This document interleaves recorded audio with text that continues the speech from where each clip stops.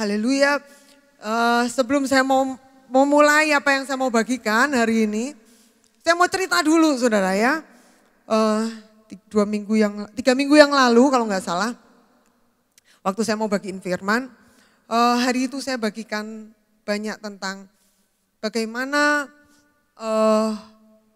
bahwa kita ini harus membuang berhala-berhala. Hari itu gitu ya saudara ya. Kita harus membuang berhala-berhala. Lalu pagi itu saya khotbah, dia nggak masalah gitu menurut saya. Tapi sebenarnya saudara, sore itu waktu saya mau khotbah tuh saudara ya, sebenarnya sebelum saya datang ke tempat ini tuh saya tabrakan dulu saudara. Saya nabrak sepeda motor sebetulnya. Jadi saya pre-service itu gubrak.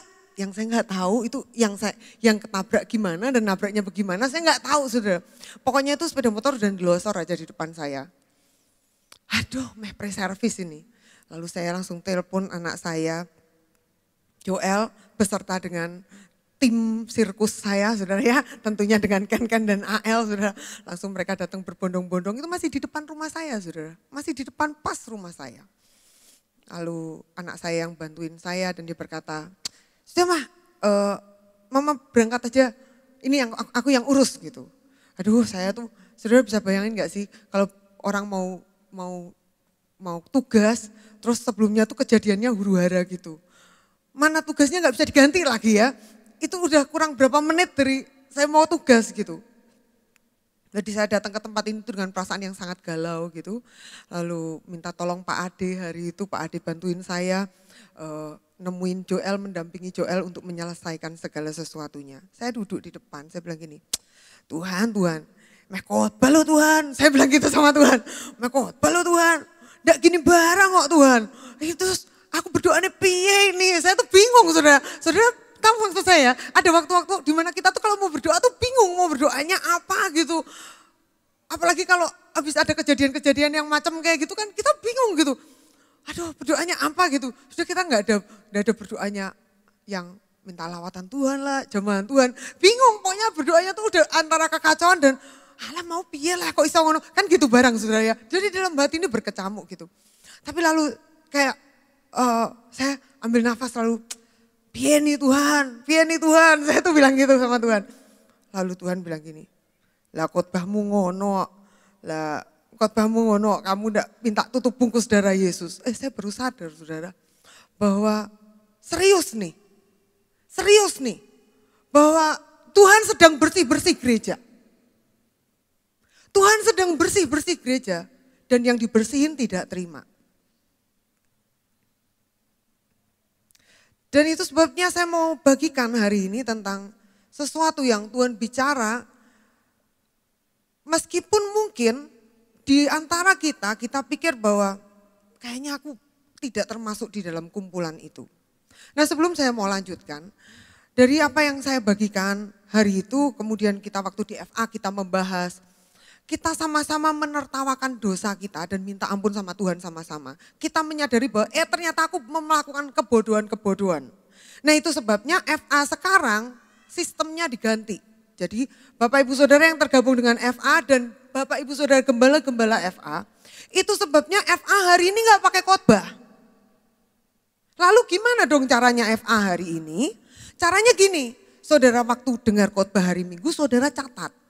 Nah itu sebabnya saudara kalau hari ini saudara berkata, loh aku enggak bawa catatan. Saudara masih punya handphone, betul saudara ya? Saya punya WA itu isinya cuman catatan. WA saya mem-WA diri saya sendiri. Saya punya nomor WA yang mati yang saya enggak pakai. Yang di tempat itulah saya selalu mengirimkan segala macam catatan saya. Tidak ada yang menerima, tidak ada yang membaca kecuali diri saya sendiri. Jadi itu saya selalu kalau saya catat apa paling cepat catat di mana? Di WA. Karena kan kita kebiasaan WA saudara ya. Saya cepat-cepat catat apa yang Tuhan bicara gitu. Saya cepat-cepat saya kirim ke diri saya sendiri. Nah FA hari ini gimana dong? Saudara catat. Lalu ini yang penting. Waktu firman itu dibagi, saudara dapat berkat apa? Itu nomor 1. Nomor 2, saudara ditegur dalam hal apa? Saudara perlu berubah. Pasti ada. Kenapa saya katakan pasti ada? Sesempurna-sempurnanya hamba Tuhan itu tidak akan sempurna. Kita semua masih banyak hal untuk berubah. Masih banyak hal untuk diperbaiki. Sehingga waktu kita dengar firman, kita mesti catat itu. Gitu. Nah, lalu setelah kita catat, nanti di FA kita bahas. Jadi di FA itu saudara dikirimi bahan FA bukan untuk dikhotbahkan karena itu bahan khotbah hari Minggu. Sudah dikhotbahin persis. Kalau dikhotbahin maka akan jadi khotbah yang pertama khotbah hari Minggu lalu dengan khotbah kita yang lebih sederhana atau mungkin yang sekedar membaca. Jadi apa yang terjadi di FA begini caranya. Ayat yang kita baca hari Minggu gampangannya saudara ya, kita baca dulu. Baca dulu, semua ayatnya dibaca dulu. Setelah itu, sekarang kita waktunya sharing. Udah gitu doang saudara, waktunya sharing. Masing-masing cerita dapat apa, berkat hari Minggu dapat teguran apa. Loh saya hari Minggu gak datang, gampang. Buka YouTube, makanya kalau mau FA buka YouTube dulu. Dengerin khotbah dulu hari Minggu gitu ya. Lalu di situ bagi. Ayo mulai, semua muter harus ngomong. Masing-masing punya, soalnya meskipun suami istri menurut saya mesti punya teguran dan berkatnya sendiri-sendiri. Saya sama Pak Lukas saja sering beda kok saudara ya. Pasti punya masing-masing. Nah itu sebabnya FA jangan banyak-banyak. Kalau FA-nya 40, terus ngomongin dok kapan bare saudara ya. FA kita lah, loh alat bare besok isu sekalian langsung berangkat kerja, berangkat sekolah. Gak barbar saudara. Makanya FA-nya itu sederhana, berapa orang, saudara kalau sudah kebanyakan dipecah. Lah kalau FA enggak ada pengkhotbahnya, enggak masalah karena enggak perlu khotbah. Yang penting sharing. Ayo dapat berkat apa, dapat teguran apa, dapat berkat apa, dapat teguran apa. Nah gembala FA jangan begini. Saya dengar ada gembala FA begini, mau sharing nih, baru mau sharing. Sudah bilang gini, oh khotbah hari Minggu kemarin enggak ada ya di tengah-tengah kita yang melakukan dosa-dosa seperti itu. Lah ini yang berdosa jadi merasa tertuduh. Waduh, ada enggak? Ada loh, ada. Jangan gitu dong. Kalau kita itu menertawakan diri kita sendiri, menertawakan setan ini loh yang bikin kita bodoh. Dan kita mengambil keputusan kita tidak akan menurutinya lagi. Setuju saudara ya, sepakat ya. Jadi kita waktu FA kita sama-sama akan berubah bareng-bareng. Kita semua akan sharing bareng-bareng. Saya diberkati banget di FA saya tuh. Waduh kita semua tuh kalau ngaku dosa itu ya udahlah ngaku aja gitu. Kita menertawakan diri kita tuh menertawakan diri kita. Iyo ternyata aku iki salah. Ternyata aku iki yo nglakoni lho koyo ngono itu. Ternyata aku nih, tapi dalam bentuk yang berbeda-beda. Masing-masing Roh Kudus akan bicara. Tapi kalau gembala FA-nya udah ngasih pagar dulu ya.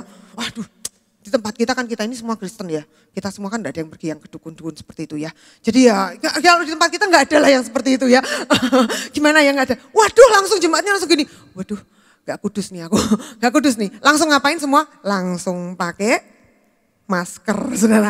Pakai topeng semua langsung. Iya sebenarnya tidak ada di tengah-tengah kita yang seperti itu. Saudara belajarlah untuk membuka diri. Enggak apa-apa, salah enggak apa-apa. Bahkan waktu saya khotbah saya sering mentertawakan dan menceritakan tentang diri saya sendiri. Kesalahan saya, kebodohan saya, dosaku nih loh sing tak cerita. Saya sedang berkata apa sama saudara? Bahwa orang yang di depan sini adalah orang yang juga masih butuh bertobat. Bukan cuman saudara, ono koncone, siapa? Saya. Saudara ya, saya teman saudara. Nah saudara, hari ini ayo kita buka sama-sama di dalam Matius 12 ayat yang ke-30. Perikop ini dibaca oleh Ibu Gembala pada waktu FA kemarin. Nah setelah di FA itu dibaca, saya sampai rumah itu suka begini, kalau hari Minggu ada baca itu ya, satu ayat gitu ya. Besok itu saya baca tapi satu perikop, satu pasal saya baca. Ternyata perikop pasal ini memberkati saya, ada satu ayat yang sangat memberkati saya. Ayat 30 berkata begini, siapa tidak bersama aku, ia melawan aku dan siapa tidak mengumpulkan bersama aku, ia mencerai-beraikan. Ini ekstrim banget. Tuhan Yesus berkata, kalau tidak bersama Yesus berarti dia lawan. Kalau dia tidak mengumpulkan, berarti dia langsung mencerai-beraikan. Di dalam bahasa Inggris The Message itu sangat bagus dikatakan begini. This is a war and there is no natural ground. If you are not on my side, you are the enemy. If you are not helping, you are making things worse.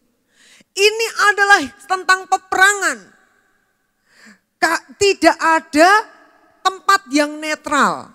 Jika engkau tidak di pihak Tuhan, artinya engkau di pihak musuh, artinya engkau adalah musuh Tuhan. Dan kalau engkau tidak membantu Tuhan, artinya engkau sedang membuat segala sesuatu menjadi lebih buruk. Nah, kita sebagai orang Kristen, kita tuh lebih senang sebetulnya ada di tempat yang netral. Enggak hitam, tapi juga enggak putih banget. Enggak terlalu gitu-gitu banget lah. Kita tuh netral, ada di tengah. Kalau dibilang mengumpulkan, mencari jiwa-jiwa juga enggak. Tapi kalau dibilang mencerai-beraikan juga enggak. Kita di tengah. Tapi ternyata dari pihak Tuhan berkata, jika engkau tidak di pihak Tuhan, artinya engkau adalah musuh. Wah, ini repot, saudara. Lah kalau kita musuh Tuhan, kapan menangnya, saudara? Kalau kita mengalami hidup kita tidak berpihak kepada Tuhan, lah terus yang belain kita siapa? Kan enggak mungkin iblis itu membela kita. Jika kita tidak ada bersama-sama dengan Tuhan, jika kita ini tidak berjalan bersama dengan Tuhan, firman Tuhan berkata bahkan kita ini melawan Tuhan. Lah ini kan repot. Padahal kita maunya yang biasa-biasa. Ekstremis tuh enggak mau. Kita enggak mau yang terlalu fanatik, kita mau yang biasa. Tetapi Tuhan berkata bahwa sebenarnya di dalam hidup ini, hidup kita ini seperti sebuah perang. Tidak ada yang namanya tempat netral. Kalau hidup kita ini seperti sebuah perang, artinya begini saudara. Setiap kita ini mau, tidak mau, kita ini harus menembak atau kita ditembak. Betul enggak saudara? Kalau kita sudah maju di medan perang, kita pilihannya cuma dua. Kita yang nembak atau kita yang ditembak, udah gitu aja. Dan hidup kita ini, kalau kita berkata bahwa aku maunya yang biasa aja. Di dalam peperangan ini, aku maunya yang biasa-biasa. Itu sebabnya banyak orang Kristen maju di dalam hidupnya, di dalam peperangan. Tapi gundul, nggak bawa senjata. Karena kita pikir, aduh jangan terlalu ekstrim lah. Yang bawa-bawa senjata ya, yang ngusir-ngusir setan itu orang-orang tertentu. Sehingga kita ada di tengah. Apa yang terjadi? Hidup kita hanya akan mengalami kekalahan demi kekalahan. Lalu kita bertanya, kenapa Tuhan tidak bela saya? Karena saudara ada di pihak yang salah. Seperti kalau kita ini ada di dalam sebuah benteng. Tuhan tuh punya benteng saudara. Di dalam benteng itu adalah kawasan Tuhan. Semua yang ada di dalam, semua yang berpihak pada Tuhan harus berada di dalam benteng. Tapi seringkali kita berkata begini, saya tidak di benteng, saya di luar. Tapi hatiku berpihak kepadamu Tuhan, engkau tahu hatiku. Dan kita berharap meskipun kita ada di luar dari benteng, kita mendapatkan perlindungan benteng itu. Kita mendapatkan tembok itu tidak akan pernah terjadi. Hidup kita ini peperangan. Begitu kita ada di luar benteng, saudara ada di luar dari kubah perlindungan, saudara akan ketembak. Mau tidak mau. Nah, entah yang nembak dari sisi yang mana, kita enggak tahu. Tapi yang jelas kalau saudara berada di tempat di luar dari perlindungan Tuhan, saudara tidak berada bersama-sama dengan Tuhan. Bahkan Alkitab sebut, you are an enemy. Saudara adalah seorang musuh dari kerajaan surga. Waduh ini repot saudara. Kita kan enggak mau saudara ya. Mau kita ini ikut Tuhan tenan-tenan kok ternyata kita ini hidup kita ini ternyata cuman jadi lawannya Tuhan. Nah banyak dari kita maunya yang netral, yang enggak ekstrim. Kita masih ke gereja, kita masih Kristen tapi kita masih membantu orang susah, kita masih kayaknya melakukan kegiatan sosial, kita bahkan masih ada di dalam pelayanan. Tetapi sebetulnya kita hidup di area abu-abu, di area kompromi. Sebuah pepatah berkata, kapal tidak pernah tenggelam karena banyaknya air di lautan. Kapal tenggelam karena banyaknya air yang masuk ke dalam kapal, karena ada kebocoran. Kompromi dalam hidup kita hanya menyebabkan bocor di dalam kapal hidup kita. Dan itulah yang menenggelamkan kita. Selama hidup kita hidup di dalam kebenaran, selama hidup kita tidak benar-benar tahu di mana kita berdiri, maka itu artinya kita tidak membiarkan air itu masuk di dalam hidup kita. Nah seringkali saudara, kita ini menciptakan area kita sendiri, area abu-abu. Dalam hal apa? Mari kita akan buka di dalam Daniel 3 ayat yang keempat sampai ayat yang ke-7. Daniel ketiga ayat yang keempat kita akan baca sampai ayat yang ke-7 dan firman Tuhan berkata begini. Dan berserulah seorang bentara dengan suara nyaring, beginilah dititahkan kepadamu, hai orang-orang dari segala bangsa, suku bangsa dan bahasa. Demi kamu mendengar bunyi sangkakala, seruling, kecapi, rebab, gambus, serdam dan berbagai-bagai jenis bunyi-bunyian, maka haruslah kamu sujud menyembah patung yang telah didirikan Raja Nebukadnezar itu. Siapa yang tidak sujud menyembah akan dicampakkan seketika itu juga ke dalam perapian yang menyala-nyala. 7. Sebab itu demi segala bangsa mendengar bunyi sangkakala, seruling, kecapi, rebab, gambus dan berbagai-bagai jenis bunyi-bunyian, maka sujudlah orang-orang dari segala bangsa, suku bangsa dan bahasa dan menyembah patung emas yang didirikan Raja Nebukadnezar itu. Sampai situ dulu saudara. Kisah ini, perikop ini bicara tentang Sadrak, Mesak, Abednego. Di hari itu mereka di kerajaan Nebukadnezar ini, Raja Nebukadnezar membuat sebuah patung yang sangat gede dan menyuruh semua orang itu sujud kepada patung buatannya. Dengan sebuah ancaman, jika tidak sujud artinya masuk dapur perapian, dapur api. Nah, kapan sujudnya? Ketika ada bunyi-bunyian itu semua alat musik yang disebut tadi itu dibunyikan bareng-bareng, maka itu mereka disuruh sujud. Saudara kalau saya bayangin saudara ya, itu semua yang namanya alat musik yang tadi disebut itu dikatakan dibunyikan, sangkakala, seruling, kecapi, rebab, gambus, serdam dan berbagai-bagai jenis bunyi-bunyian dibunyiin bareng. Itu modelnya kayak apa? Saya bayangkan modelnya kayak air bah. Wah, gitu saudara ya. Dramatis banget. Dan ketika dramatis itu udah ada ancaman, jika tidak menyembah maka akan masuk dapur perapian. Yang kedua, kena perasaannya dramatis. Wus, gitu kan ya. Wah, langsung kayaknya menyembahnya tuh semakin sungguh-sungguh. Wah. Tapi ketika itu ada 3 orang yang tidak menyembah dari seisi kerajaan, yaitu namanya Sadrak, Mesak dan Abednego. Raja Nebukadnezar berkata, kalau kamu gak sujud, kamu akan masuk.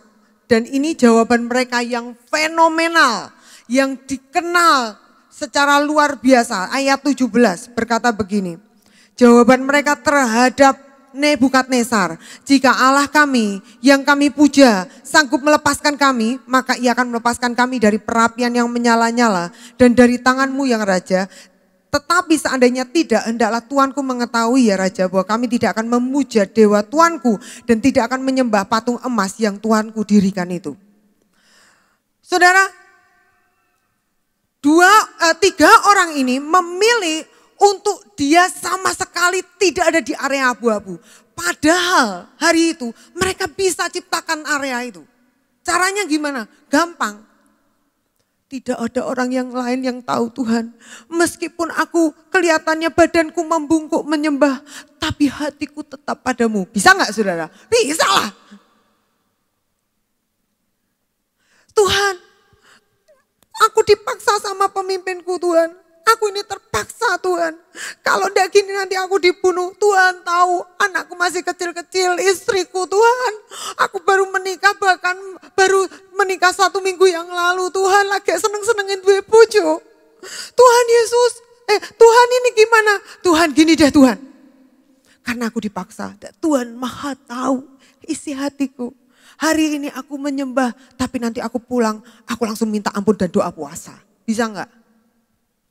Seringkali kan kita tuh kayak gitu saudara ya, kita tuh nawar sama Tuhan. Lalu kita ciptakan area abu-abu dalam hidup kita. Kita tahu kok sebenarnya yang mana yang benar sama yang salah. Tapi kita lebih menyukai, menciptakan itu sendiri. Area itu dan mengharapkan perlindungan Tuhan di area itu. Dan mengharapkan berkat Tuhan di area yang kita ciptakan sendiri. Yang kita tahu bahwa itu adalah tambahan. Dengan harapan Tuhan yang maha tahu itu maha mengerti isi hati kita. Nah, 3 orang ini memilih untuk tidak kompromi. Bahkan dia berkata gini, kalau istilahnya gini, kalau aku ini kobong di dalamnya ya wis ben. Tapi meskipun aku kobong, aku tidak akan pernah menyembah. Yang aku tahu Allahku sanggup melepaskan aku. Wah, ini iman yang nekat luar biasa. Lah iman yang model kayak gini, hitam atau putih, dia tahu di mana dia berdiri. Kalau aku berdiri di pihak Tuhan, aku tidak kompromi. Yang aku tahu, Tuhan tahu cara membela umatnya. Banyak kali kita pikir bahwa Tuhan perlu bantuan kita untuk membela umatnya. Tuhan perlu bantuan kita supaya Tuhan dapat menyatakan kemuliaannya. Tuhan berkata, aku enggak butuh. Yang aku butuh kamu masuk di dalam benteng. Itu musuh urusanku. Tapi kita berkata begini, Tuhan tak ewangi maju Tuhan. Supaya musuh itu lebih cepat dimusnahkan dan namamu dimuliakan. Tuhan berkata bagianmu taat. Tapi kita memilih untuk apa? Kita memilih untuk menciptakan area kita sendiri.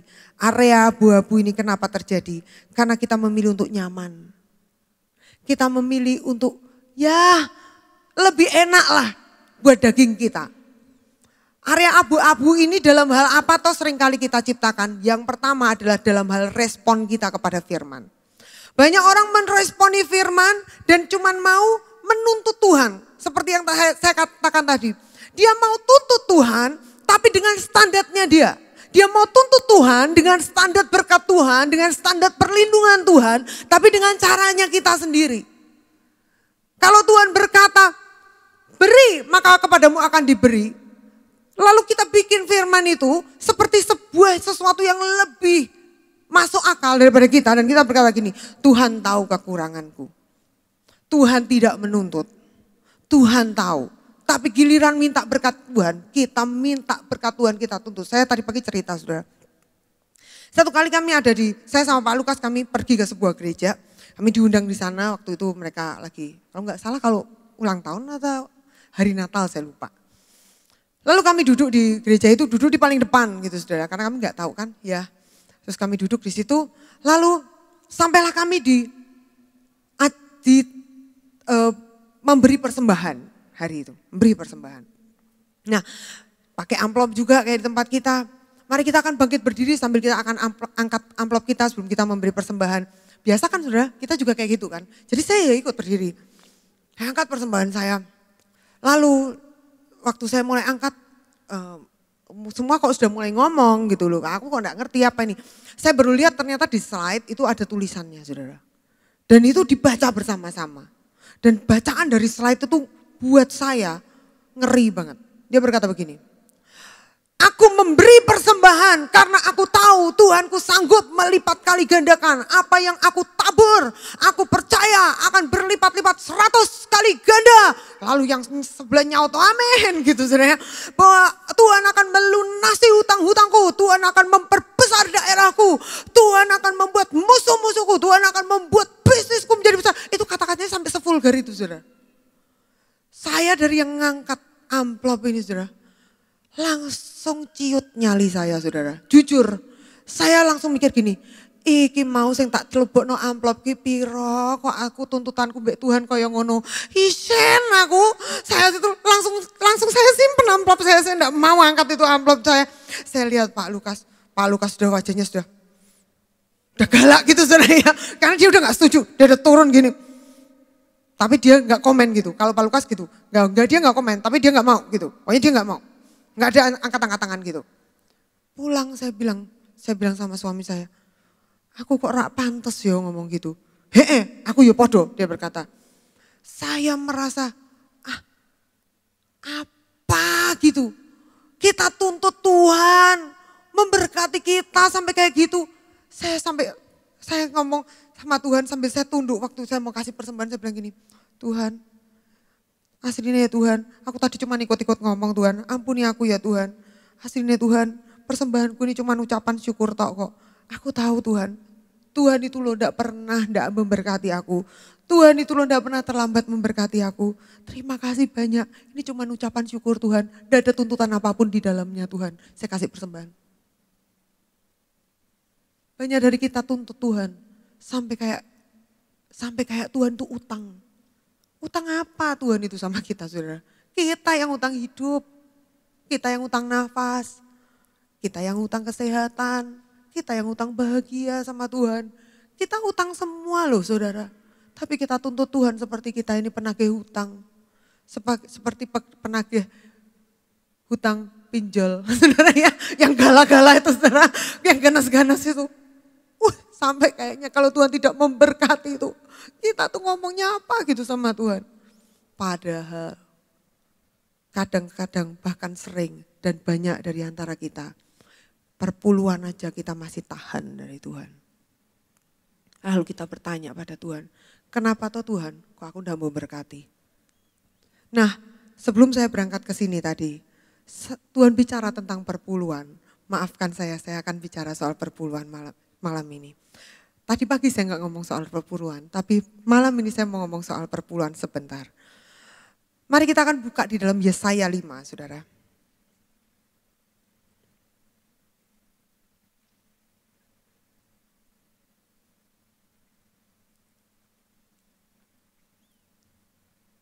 Sebentar saudara ya. Yesaya 5, firman Tuhan berkata begini. Mulai ayat 1 kita baca. Aku hendak menyanyikan nyanyian tentang kekasihku. Nyanyian kekasihku tentang kebun anggurnya. Kekasihku itu mempunyai kebun anggur di lereng yang subur. Ia mencangkulnya dan membuang batu-batunya, menanaminya dengan pokok anggur pilihan. Ia mendirikan sebuah menara di tengah-tengahnya dan menggali lubang tempat memeras anggur. Lalu dinantinya supaya kebun itu menghasilkan buah anggur yang baik. Tetapi yang dihasilkan ialah buah anggur yang asam. Maka sekarang hai penduduk Yerusalem dan orang Yehuda, adililah antara aku dan kebun anggurku itu. Apalah lagi yang harus ku diperbuat untuk kebun anggurku itu yang belum ku perbuat padanya. Aku menanti supaya dihasilkannya buah anggur yang baik. Mengapa yang dihasilkannya hanya buah anggur yang asam? Ayat 5, maka sekarang aku mau memberitahukan kepadamu apa yang hendak kulakukan kepada kebun anggurku itu. Aku akan menebang pagar durinya sehingga kebun itu dimakan habis dan melanda temboknya sehingga kebun itu diinjak-injak. Aku akan membuatnya ditumbuhi semak-semak dan tidak dirantingi, tidak disiangi sehingga tumbuh putri malu dan rumput. Aku akan memerintahkan awan-awan supaya jangan diturunkan hujan di atasnya.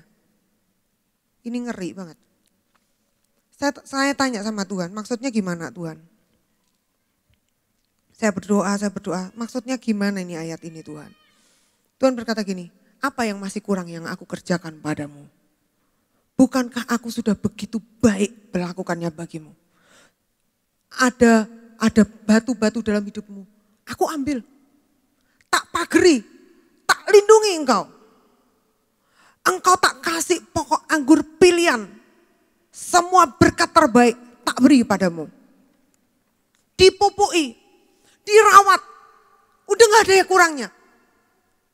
Tetapi setiap kali dia berbuah, dia buah asam. Saudara kalau ingat minggu lalu, Ibu Gembala bicara soal pohon zaitun yang tidak berbuah. Kalau pohon zaitun tidak berbuah sama Tuhan Yesus diapain? Dikutuk kering, selesai. Tapi ini berbuah saudara.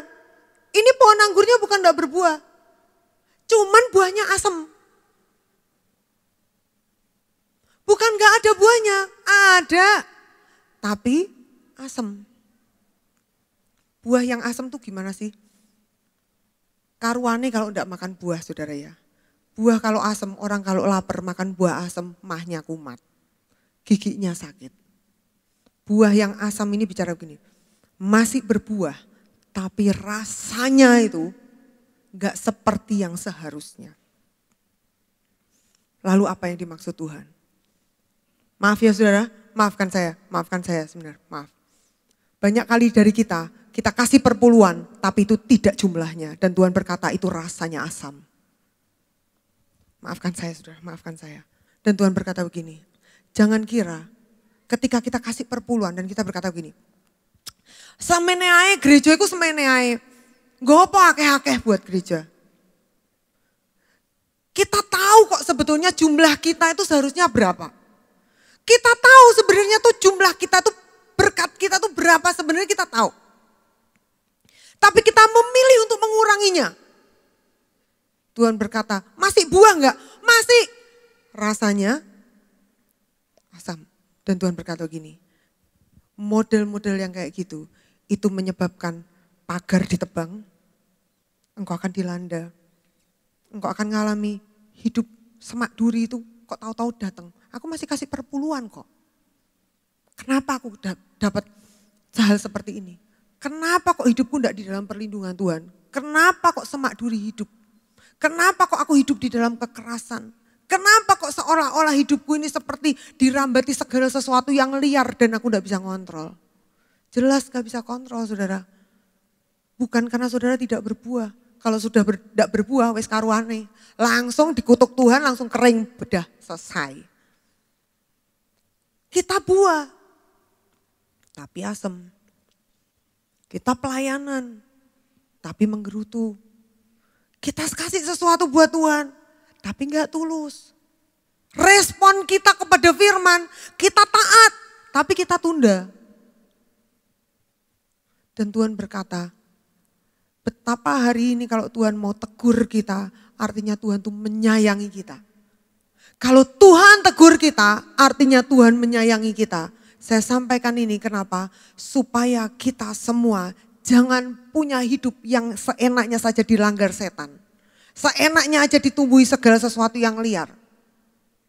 Hanya karena kita sendiri tidak punya respon yang baik terhadap firman. Hari-hari ini banyak orang berkata, "Duh jangan ngomongin soal perpuluhan dah. Gereja jangan ngomongin soal perpuluhan." Bahkan kalau saudara lihat di YouTube, saudara lihat di akun-akun yang mengkritisi gereja-gereja, mereka berkata, "Ini pendetanya suka ngomongin perpuluhan, saya begini, begitu, begini itu." Saya berkata gini, kita ngomong perpuluhan bukan karena kita mau. Kalau Tuhan suruh, kita suruh. Apa yang disampaikan dari mimbar adalah segala sesuatu yang Tuhan suruh sampaikan, kita sampaikan. Dah selesai urusan kita. Hamba Tuhan dari tempat ini, kalau ada segala sesuatu disuruh Tuhan sampaikan, disampaikan. Selebihnya itu udah bukan urusan kita. Tapi bagian kita masing-masing adalah ayo kita punya respon hati yang benar di hadapan Tuhan. Area abu-abu ini bicara tentang bagaimana yang pertama kita meresponi firman.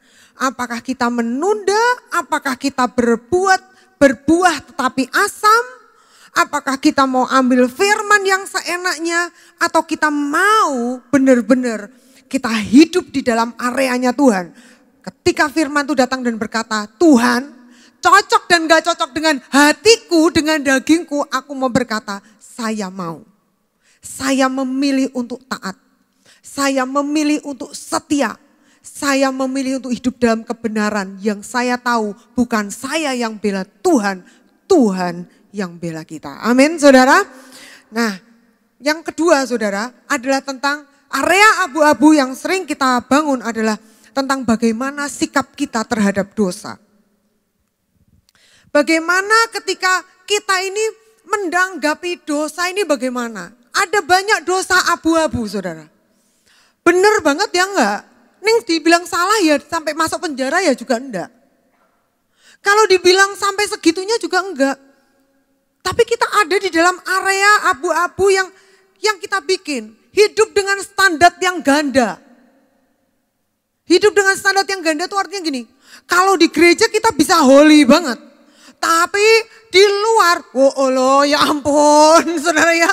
Wah ya ampun ini ngapain ini orang Kristen kok gak jadi berkat. Di gereja kita bisa haleluya, kita bisa, kita bisa kasih the best look lah, penampilan terbaik. Tapi waktu kita di luar, apakah kita ini masih mencerminkan Kristus atau kita hidup dengan standar ganda? Standar di gereja dengan standar di luar jadinya beda. Saudara kita bisa pelayanan dengan sungguh-sungguh tapi di pekerjaan kita sangat buah. Hidup dengan standar ganda. Kita di gereja kita bisa menuntut orang melakukan ini dan itu. Tapi di luar dari gereja kita sendiri jadi pribadi yang sangat seenaknya. Bagaimana sikap kita terhadap dosa? Bagaimana sikap kita terhadap kekudusan? Bagaimana sikap kita waktu kita itu mendapati bahwa ada dari hidup kita itu yang hilang. Saya ingin cerita saudara. Satu kali saya tuh kehilangan anting-anting berlian saya. Jadi saya habis pergi-pergi begitu, saya sampai rumah, mandi baru sadar saudara. Ini kan sudah terlanjur banget saudara ya. Udah dari sampai mana-mana, sampai rumah, loh anting-antingku ini kok hilang saudara. Nah galau saudara ya, saya bilang, saya cari sana sini, mama cari apa anak saya? Anting-antingnya mama ini hilang. Ini masalahnya tuh bukan cuma sekedar anting-anting berlian. Masalahnya satu yang lebih berharga buat saya adalah, ini adalah pemberian mertua saya saudara ya. Saya tuh kalau dikasih itu sama orang lain tuh, aduh saya tuh sangat honor gitu. Saya sangat menghargai itu pemberian itu menurut saya, bagi saya dikasih pemberian tuh itu pasti karena saya ada di hatinya. Itu saya sudah taruh dulu pikiran dalam hati saya gitu. Lah apalagi ini dikasih sama mertua saya anting-anting berlian. Jadi saya semakin geloku gak karu-karuan. Saya telepon yang tempat yang saya dari pergi sana, ada enggak tolong dibongkarin? Enggak ada. Yang sana saya cari, saya pergi, enggak ada, di mana-mana enggak ada. Lalu anak saya si Joel, dia berkata begini, Mama, ngene iki nek koncoku ngene iki ditakokno wong kok, Mah. Saudara tahu maksudnya, saudara? Beberapa saudara, apa tuh maksudnya itu ya? Apalagi tuh si Clement kalau saya ngomongnya pakai setengah Jawa itu saudara ya, dia paling bingung. Ini iki ditekokke wong kok, Mah. Nanti Mah, nek bar mbok tekokno, engko lak balik niku lemarimu dhewe. Jarine ngono, Mah. Meh mbok jajal piye? Ngapain saya bilang gitu? Saudara tahu maksudnya ditekokke wong? Dibawa pergi ke orang pinter, saudara. Nanti ditanyain siapa yang ngambil atau ketinggalannya di mana, barangnya itu kayak gitu, katanya gitu. Nanti pulang sendiri ke rumah saya. Saya bilang, ngapain? Dosa gitu-gitu barang. Berdoa aja, suruh malaikat yang cari. Saya bilang gitu. Orang kita juga punya malaikat kok. Anak saya bilang gini, piye, kowe sungkan mergone kowe pendeta, apa aku sing lunga kono piye, Mah? Gitu kata anak saya. Aku sing lunga kono piye, Mah? Tak tekokno kancaku nggone gitu. Saya bilang gini, saya itu barangnya mulai, yo, sama sing gowo mulai, ikut-ikut tinggal di rumahmu. Kamu mau? Saya bilang gitu. Ini sudah rumah ini sudah tenan-tenan diusiri, sudah tenan-tenan diresiki. Lah terus sing gowo mulai malah dongkrok di rumahmu piye? Dia ketawa. Iya juga ya Mah ya. Lah piye Mah? Wes biarin, kalau memang ketemu ya ketemu, kalau enggak ya sudah. Saya lebih baik rela gitu aja daripada saya undang-undang yang kayak gitu. Tenan Mah, rela Mah. Ya lebih baik rela saya bilang gitu. Meskipun saya tuh gelo karena itu pemberian mertua saya. Tapi saya memilih begini, seberharga apapun itu, seberapapun juga harganya barang itu. Saya memilih untuk tidak kompromi. Karena menurut saya, sebuah kerugian yang lebih besar akan datang kalau anting-anting berlian saya itu datang. Lalu ada setan yang pembawanya itu ikut datang, ikut bercokol di rumah saya, saudara. Nanti dia akan bawa teman-temannya itu, saudara ya, ikut di rumah saya. Terus saya ngusir piye? Nek tak usir lah, dia bilang gini, lah wong kemarin kue dewe sing ngundang kok saiki aku mau usir-usir dewe. Lah, piye coba? Nah banyak kali kita juga kayak gitu, saudara. Kita kalau dibilang kalau yang, waduh nyantet orang, enggak lah gitu kan saudara ya. Kita cari pesugihan mungkin kita bisa bilang enggak lah. Lah gimana kalau waktu anak saudara nangis tenger-tenger tengah malam. Ada banyak orang berkata begini, wes dipijet no sitik, disebul bar, disuwuk bar. Kelihatannya itu sederhana. Saudara tahu enggak? Saudara sedang tanam sesuatu di dalam roh anak itu. Saudara sedang cerahkan anak itu di bawah penjagaan roh yang saudara suruh untuk menjaga dia supaya dia tidak nangis. Betapa rugi hidup anak itu hanya karena kita jadi orang tua terlalu kompromi ada di area abu-abu. Ada orang-orang yang orang Kristen tapi masih percaya bahwa sirik terhadap hari-hari tertentu. Aduh jangan ya ini kita jangan hari yang ini. Kalau mulai kerja jangan hari Senin, mudah engkau diseneni. Gitu kan kalau orang Jawa, munda engkau diseneni. Engkau duwe dino Senin, iku juga percuma. Mergone duwe dino Senin iku ora bakal dadi apa-apa.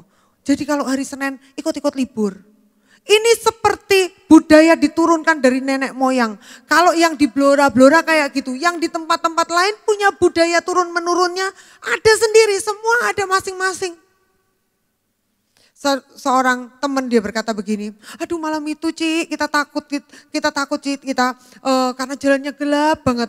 Jadi tiap kali saya lewat jembatan saya bilang sama saya berdua sama suami saya, setiap kali saya mau lewati jembatan karena rasanya gelap saya berkata, permisi kula nuwun ya jadi ganggu ya kula nuwun. Lho sing mbok pamit iki lho sapa? Orang Kristen kok kula nuwun niku di jembatan. Saya gitu.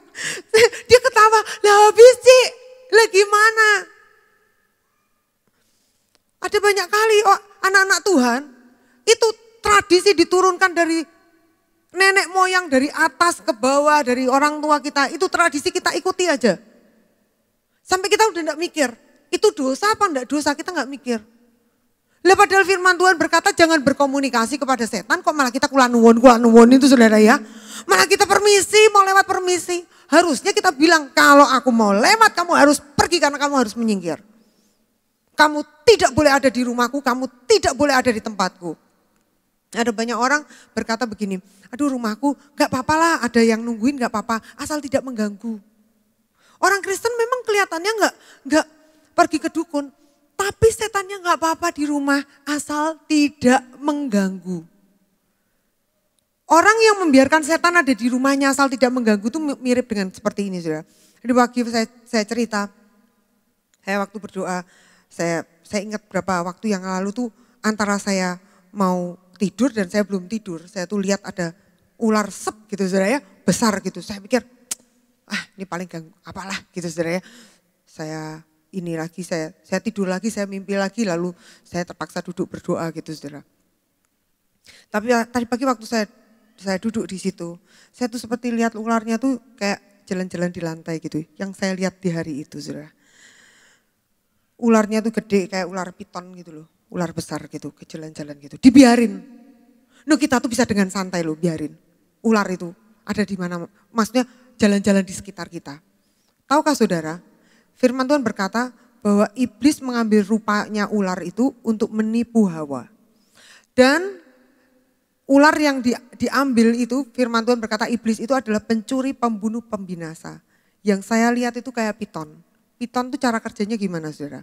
Berapa hari yang lalu saya lihat sebuah video di Facebook yang menurut saya itu video paling antara aneh dan konyol dan bodoh menurut saya ya. Ada seorang bapak-bapak dia kan pakai telanjang dada gitu, dia berhasil menangkap ular piton di rumahnya.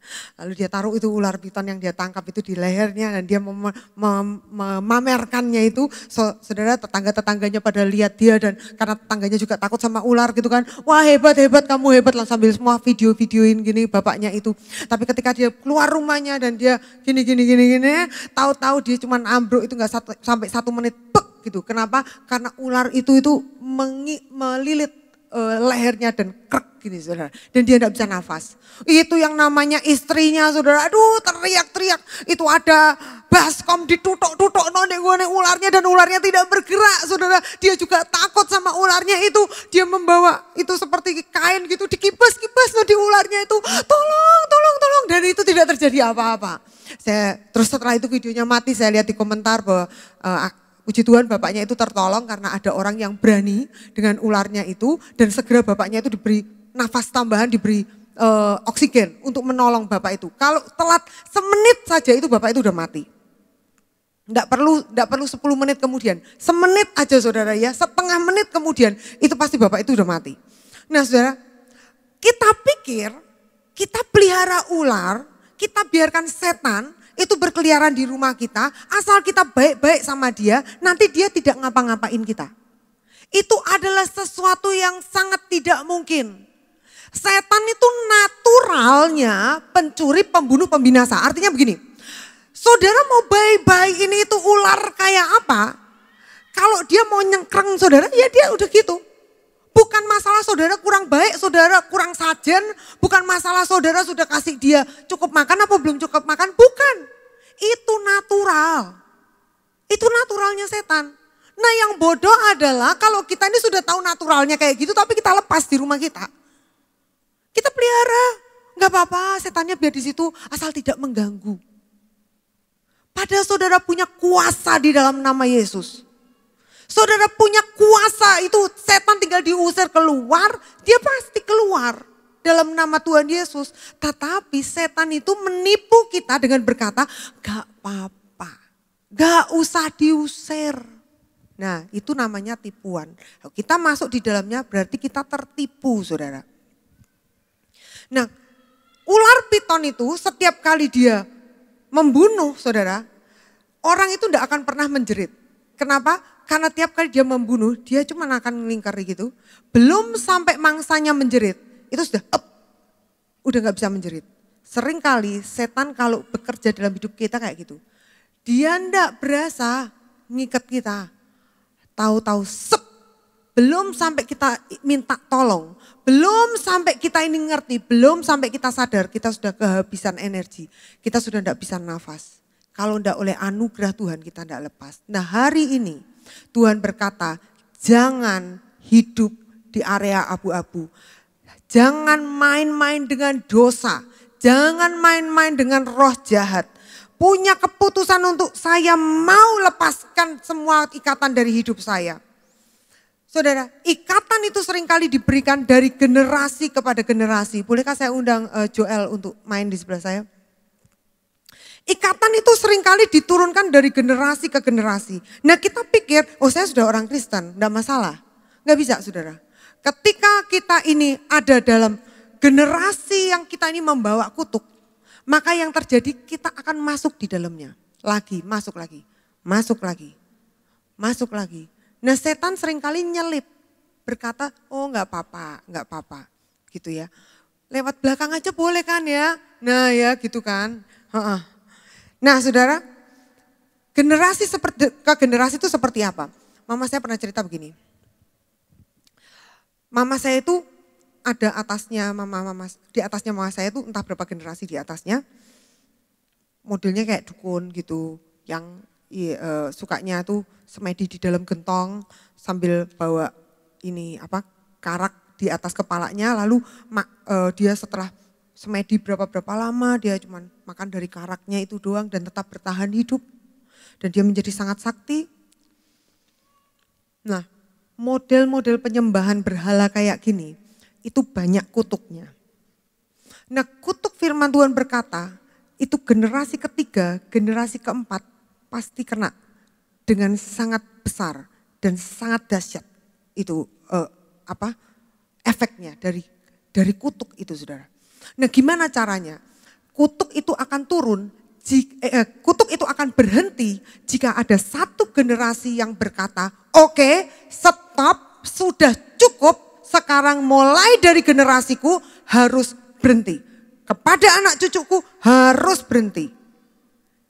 Kalau ada seorang yang berdiri untuk dirinya sendiri, untuk hidupnya, maka baru generasi di bawahnya itu stop. Itu sebabnya mama saya itu cerita gini, semua zaman dulu kalau saya ada orang doa pelepasan lah, ada orang doa lepas dari kutuk, saya tanggapi itu dengan sangat serius. Sebab saya tahu saya butuh itu. Dari pihak papa saya juga sama saudara. Dari pihak papa saya itu mereka, mak saya suka cerita bahwa dulu anaknya orang kaya yang suka ngerenten duit. Jadi kaya, ngerenten duit, menggandakan uang. Nah, jadi kaya banget.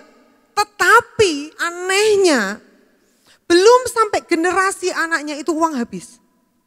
Belum sampai generasi yang ke bawahnya, itu semua udah miskin. Jadi sampai di anaknya itu, mereka semua mulai bukan dari nol tapi dari minus.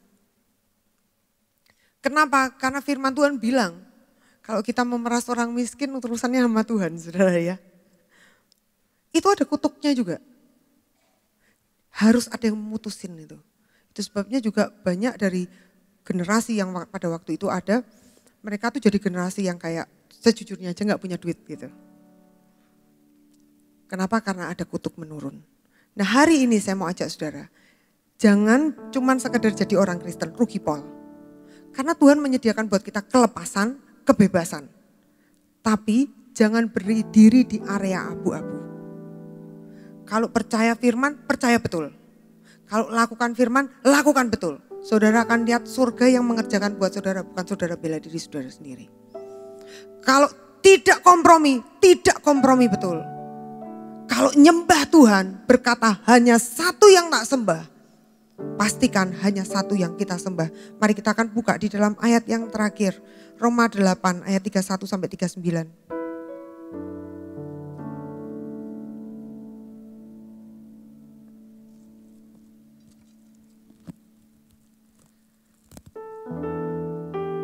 Sebab apakah yang akan kita katakan tentang semuanya itu? Jika Allah di pihak kita, siapakah yang akan melawan kita? Ia yang tidak menyayangkan anaknya sendiri, tetapi yang menyerahkannya bagi kita semua. Bagaimanakah mungkin ia tidak mengaruniakan segala sesuatu kepada kita bersama-sama dengan Dia? Lanjut lagi Pak. Siapakah yang akan menggugat orang-orang pilihan Allah? Allah yang membenarkan mereka, siapakah yang akan menghukum mereka? Kristus Yesus yang telah mati, bahkan lebih lagi yang telah bangkit, yang juga duduk di sebelah kanan Allah, yang malah menjadi pembela bagi kita. Siapakah yang akan dapat memisahkan kita dari kasih Kristus? Penindasan atau kesesakan atau penganiayaan atau kelaparan atau keterlanjangan atau bahaya atau pedang. Seperti ada tertulis, oleh karena engkau kami ada dalam bahaya maut sepanjang hari, kami telah dianggap sebagai domba-domba sembelihan. Tetapi di dalam semuanya itu kita lebih daripada orang-orang yang menang oleh karena Dia yang telah mengasihi kita. Sebab itu aku yakin bahwa baik maut maupun hidup, baik malaikat-malaikat maupun pemerintah-pemerintah, baik yang ada sekarang maupun yang akan datang, atau kuasa-kuasa baik yang di atas maupun yang di bawah, ataupun sesuatu makhluk lain tidak dapat memisahkan kita dari kasih Allah yang ada dalam Kristus Yesus Tuhan kita. Saudara, kalau Tuhan di pihak kita, apa toh yang dapat membuat kita itu jatuh? Kalau Tuhan di pihak kita tuh jatuh tuh maksudnya gini, apa tuh yang dapat membuat kita tuh sampai kita tuh hidup kita tuh kalah dan tidak bisa bangkit? Kalau Tuhan di pihak kita, bukankah Tuhan sendiri yang menjadi jaminan buat kita? Di dalam Dialah kita itu menjadi lebih dari pemenang. Amin. Nah pertanyaannya gini, nah terus gimana Bu? Kalau kemarin saya hidup di area abu-abu, gampang. Yang pertama, ayo datang bertobat tenanan sama Tuhan. 1 Yohanes 1 ayat 9 berkata, Dia setia dan adil, Dia mengampuni kita kalau kita ngaku. Dan yang kedua, mulai ambil punya ketetapan hati. Saya tidak mau kompromi. Kalau saya kerja, saya berkata tempat pekerjaan saya untuk memuliakan Tuhan, saya tidak mau kompromi. Kalau saya sungguh-sungguh, maka saya berkata bahwa keluargaku milik Tuhan, saya tidak akan kompromi. Keuanganku, aku tidak akan kompromi. Aku tidak, sudah cukup aku dipakai mainan setan. Ini waktunya aku bangkit, tidak kompromi lagi. Yang sepakat katakan amin. Mari sama-sama kita bangkit berdiri saudara.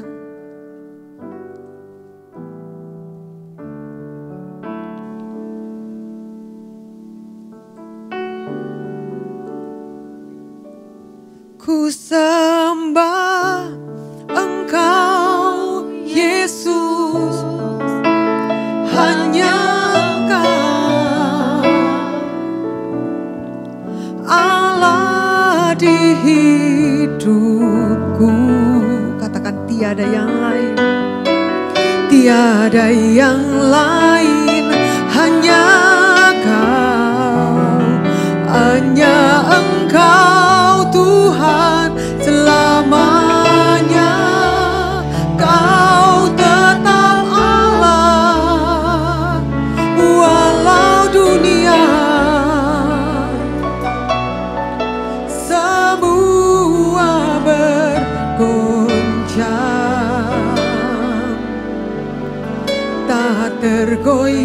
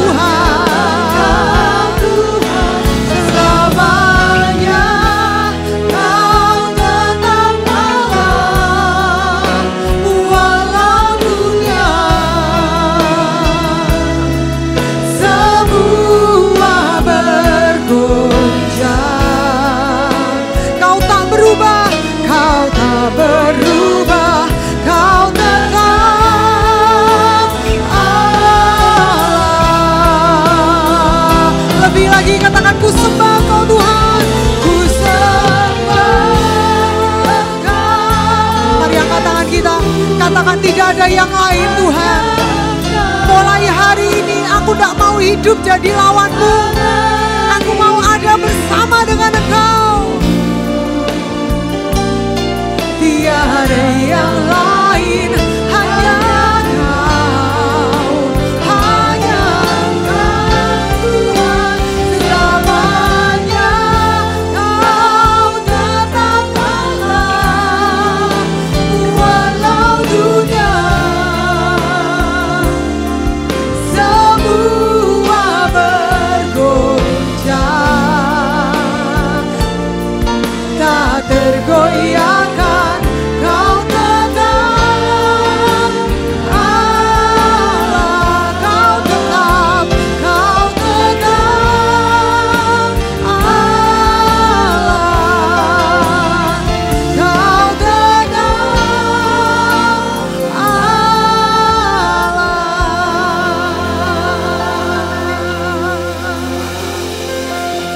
Sama-sama kita tundukkan kepala.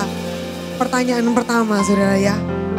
Bagian apa di dalam firman yang kita dengar hari ini yang saudara tahu bahwa itu bicara kepada saudara? Ayo mulai ingat lagi, bagian ini bicara padaku. Yang ini buat aku, yang ini aku tahu persis ini buat aku. Saudara ingat lagi bagian yang itu adalah milik saudara. Saudara tahu saudara diberkati dari bagian itu. Pertanyaan kedua, yuk sama-sama ingat. Bagian apa yang kita perlu bertobat? Di bagian mana kita perlu bertobat? Di bagian yang mana kita tahu kita perlu bertobat? Saya mau ngajak kita semua malam ini sama-sama bertobat bareng-bareng, saudara. Sepakat ya? Gak ada yang lebih benar di tempat ini, termasuk saya juga gak lebih benar dari saudara. Yang benar cuma satu, yaitu Tuhan Yesus. Jadi kita sepakat malam ini, hal-hal di mana Tuhan tahu, kita tahu Tuhan tegur kita mau bertobat bareng-bareng. Siapa karaka segereba, kiareba karaba. Mari masing-masing datang sama Tuhan dan mulai berkata, Tuhan ampuni aku Tuhan. Aku mau bertobat. Di bagian yang saudara tahu itu bagian saudara, saya perlu bertobat. Tuhan ampuni saya mau bertobat. Saya mau bertobat. Tuhan, saya mau bertobat. Lalu katakan sama Tuhan, punya ketetapan hati. Saya mau Tuhan, saya mau berubah. Ini yang saya mau lakukan. Ini yang saya mau kerjakan Tuhan. Syepakadara kasegereba. Yereba kasegereba kasyakandaraba. Supaya jangan sampai Tuhan, kalau Tuhan mencari buah pada kami, kelihatannya kami masih buah, tapi buah kami ini asem. Buah kami ini tidak menyenangkan Tuhan. Buah kami ini rasanya justru bikin orang sakit. Ampuni kami Tuhan, ampuni kami Tuhan. Kalau kami hidup di area abu-abu, kami hidup kompromi, kami berkata kami milik Kristus, tapi kami begitu permisif terhadap roh-roh yang jahat. Kami begitu membiarkan roh-roh jahat itu berkeliaran di sekitar kami, mengganggu hidup kami. Dan kami pikir itu tidak akan apa-apa selama kami tidak mengusik mereka. Ampuni kami Tuhan, katakan ampuni saya Tuhan, ampuni saya Tuhan. Kalau saya tidak pakai kuasa nama Tuhan Yesus, malah saya takut sama roh-roh jahat yang ada di rumah, yang ada di pekerjaan saya. Ampuni saya Tuhan. Kalau itu saudara katakan ampuni saya Tuhan, ampuni saya. Kami mau mulai hari ini Tuhan, benar-benar ada di pihak Tuhan. Kami tidak mau jadi lawannya Tuhan. Kami mau benar-benar ada bersama-sama dengan Tuhan. Punya respon hati yang baik. Punya ketetapan berkata tidak kepada dosa. Dan kami mau berkata satu-satunya yang memerintah jadi Tuhan dalam hidup kami hanya Engkau Tuhan. Tidak ada yang lain. Tidak ada yang lain. Tidak ada yang lain. Terima kasih Tuhan Yesus. Terima kasih. Ku sembah Engkau Yesus. Hanya Engkau Allah di hidupku. Tiada yang lain, hanya Kau, hanya Engkau Tuhan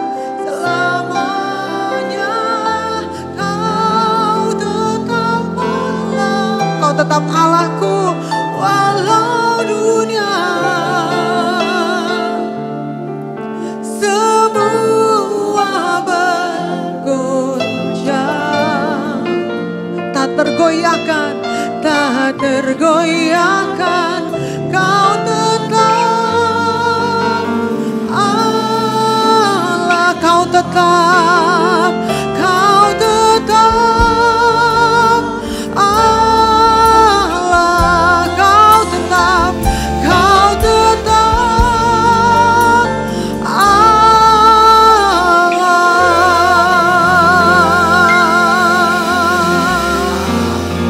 Ini komitmen kami Tuhan, bahwa seumur hidup kami tidak mau kompromi lagi. Sudah cukup hidup kami dipakai mainan setan. Mulai hari ini ajari kami semua Roh Kudus supaya kami berjalan benar-benar di dalam terang-Mu yang ajaib. Supaya kami melihat Tuhan yang bekerja, Tuhan yang membela, Tuhan Engkau yang mengerjakan jauh melebihi yang sanggup kami pikirkan dan bayangkan. Sebab Engkaulah yang berpihak pada kami dan kami berada di pihak-Mu. Terima kasih Tuhan di dalam nama Tuhan Yesus Kristus. Haleluya. Amin. Amin.